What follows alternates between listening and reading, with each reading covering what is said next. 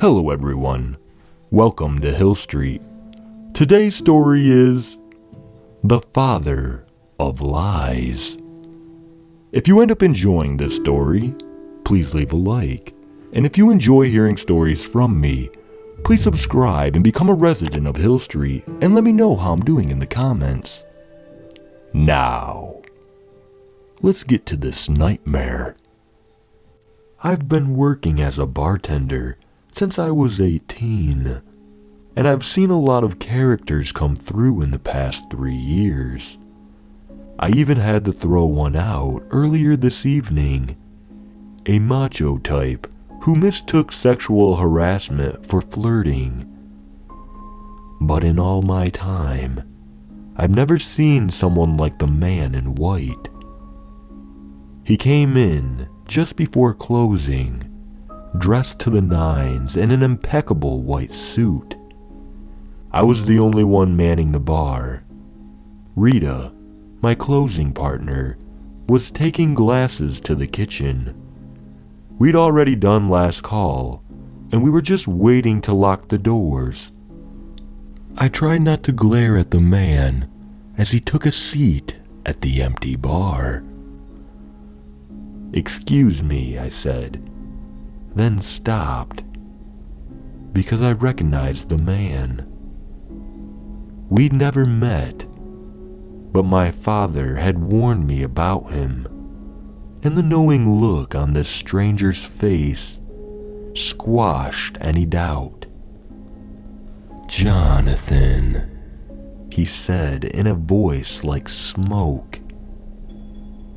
"Be a good man and pour me a whiskey, will you? Jack Daniels will do just fine." "Sure." I made his drink on autopilot, my father's warning repeating in my head. The devil wears white. Just then, Rita poked her head out of the kitchen. "You okay, John?" She looked from me to our customer, who shot her a wink. "Fine," I said, forcing a smile. "Actually, I've got it from here. You can go home." Her brow furrowed. "You sure?" "I'm sure." I don't think she believed me, but something convinced her to leave.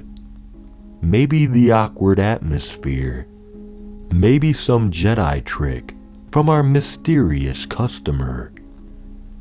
Maybe she just saw the wink and decided she dealt with enough of that bullcrap today. I can't blame her.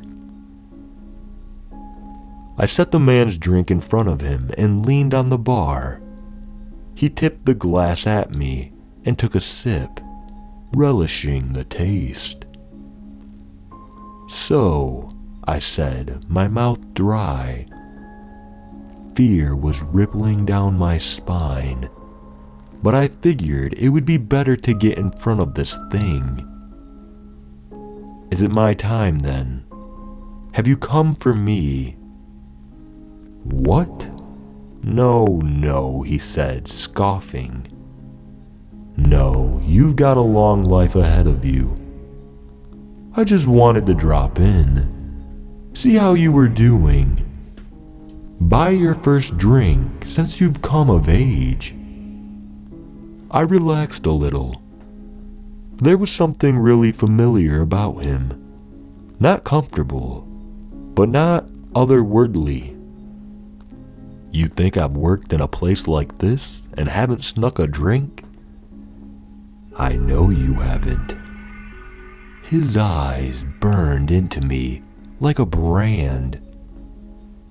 "You haven't had one sip. You toe the line. Always stick to the straight and narrow, even when it bites you in the ass. You're a good kid." Hearing those words from his lips made my heart sink. "But it's not going to save me." "Oh no," he grinned and sipped his whiskey. "The deal's been made. Ain't no going back on that. It's not fair. A refrain that haunted my life. But I knew better than to say it out loud. Instead, I poured myself a glass of our finest whiskey and came around to the other side of the bar. The man in white grinned as I sat, one stool between us. "Attaboy," he said, raising his glass. I raised mine, then took a drink. The whiskey burned all the way down, and I coughed, setting my glass unsteadily on the bar. The man in white laughed, the raucous sound booming in the empty bar.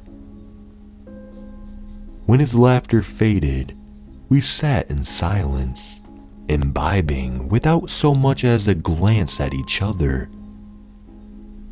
Finally, glass empty, the man in white stood. He reached into his inner jacket pocket and produced a wad of cash, holding it between two fingers so I could see.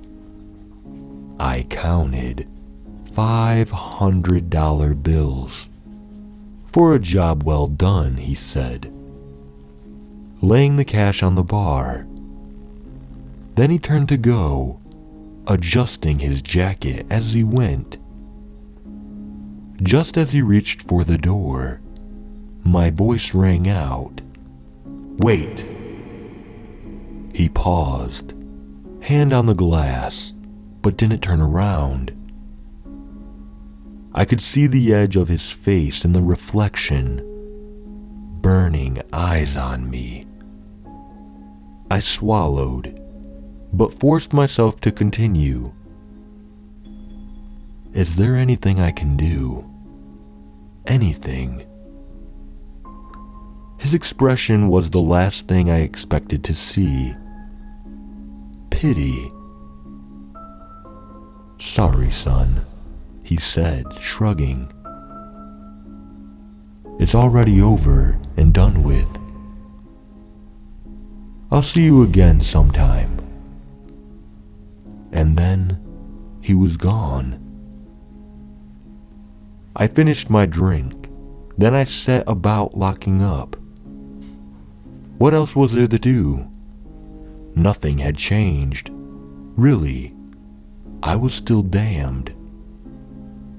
With a sigh, I emptied the bar's garbage and lugged the bag out to the dumpster in the alley. After my mom died, my dad sat me down and told me a story.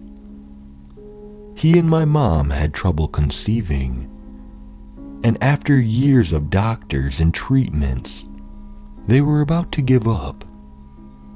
My dad was in a seedy bar, getting wasted after yet more bad news from the doc, when a man in white sat next to him.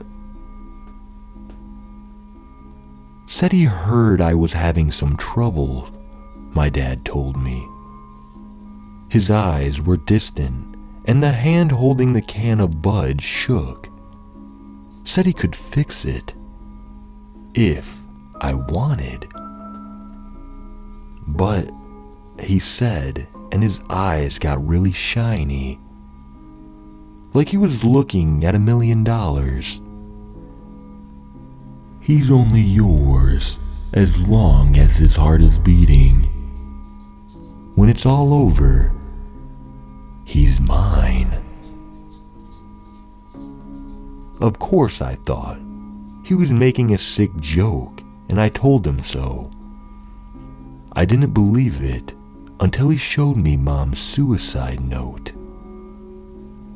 I guess knowing what she'd done to the son she wanted so badly was more than she could bear. I've tried to live my life right. I go to church every Sunday. I pray every morning and night, like Old Scratch said. I follow every rule to the letter, even when it gets me in trouble. I begged God to save me, been baptized and born again. But the man upstairs isn't as straightforward as his counterpart. And I guess even he respects legal contracts. I opened the dumpster lid and chucked the bag in, feeling empty. So much for Christ dying on the cross. I wonder if he knew he had been had when they nailed him up there.